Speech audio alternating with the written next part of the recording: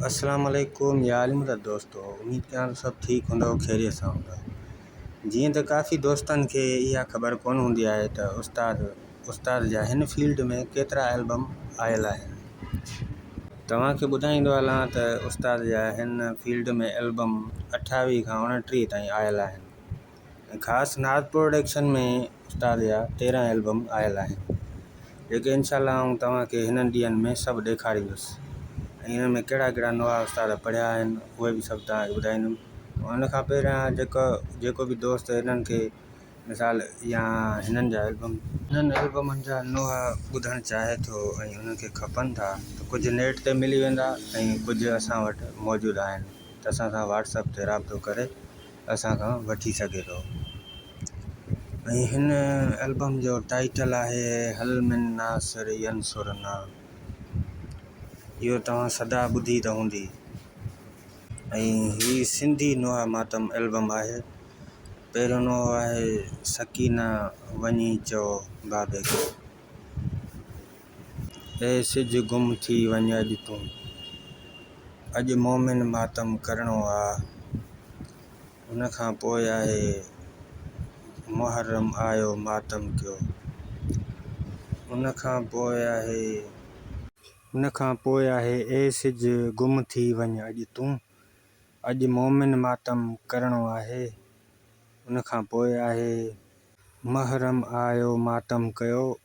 उन खां पोइ आहे बुलंद रहंदो सदाईं हुसैनियत जो अलम, बुलंद रहंदो सदाईं हुसैनियत जो अलम।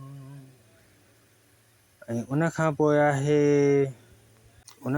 आहे नाना ॾिस वेढ़ो पंहिंजो सारो कुहायूं थी वञा, नाना ॾिस वेढ़ो पंहिंजो सारो कुहायूं थी वञा, अॼु करबल में सकीना खे छॾियूं थी वञा।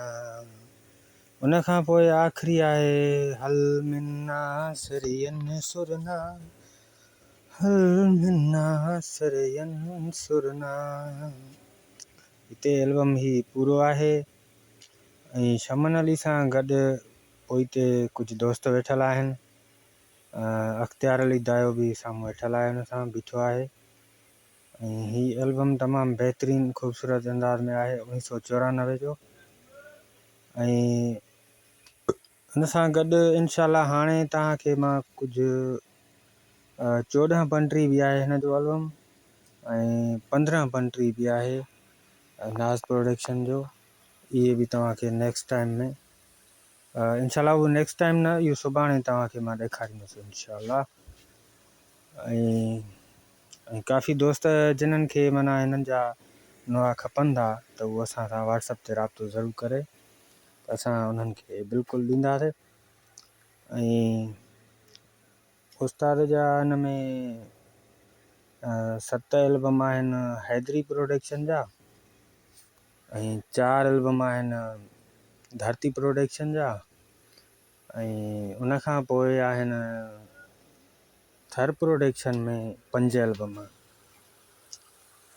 काफ़ी दोस्तनि खे इहा कोन हूंदी आहे ख़बर त उस्ताद नोहा बि पढ़िया आहिनि, कलाम बि चया आहिनि, छा छा कयो आहे, सभु कुझु आहे ऐं काफ़ी फ़नकारनि खां माना सुठे तरीक़े सां आहिनि इहे ॻाया आहिनि नोहा। ऐं काफ़ी हिन में मसाइब बि पढ़िया आहिनि उस्ताद। मसाइब सम्झो था, ज़बरदस्त तरीक़े सां जीअं अॼुकल्ह मुख़्तियार सिद्दीक़ी जा हलनि था पिया ओड़े हिसाब सां।